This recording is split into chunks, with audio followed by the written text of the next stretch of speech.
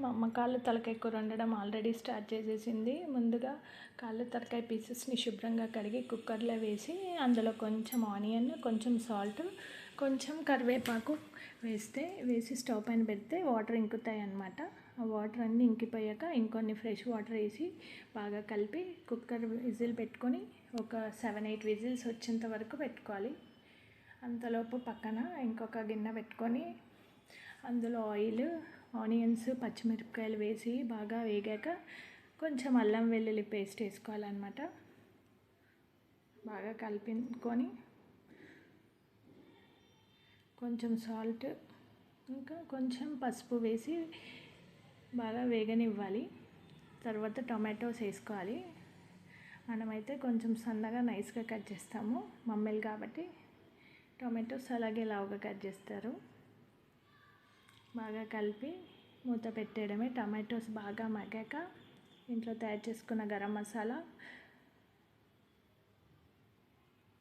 ధనియాల పొడి, కారం పొడి వేసి బాగా కలపాలి.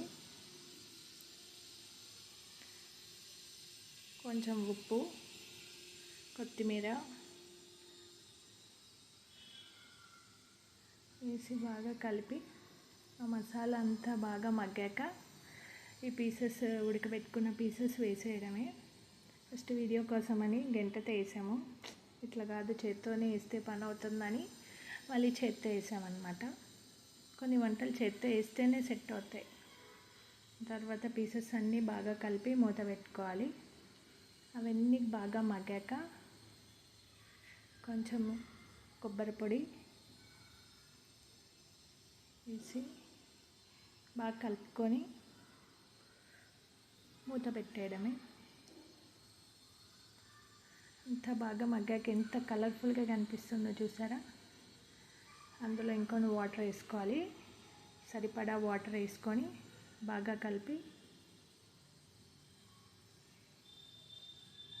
బాగా వేగనివ్వాలి కర్రీని.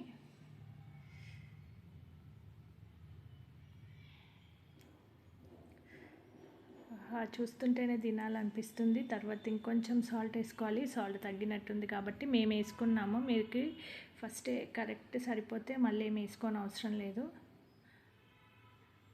మాకు ఇంకొంచెం వాటర్ తగ్గినట్టు అనిపించింది.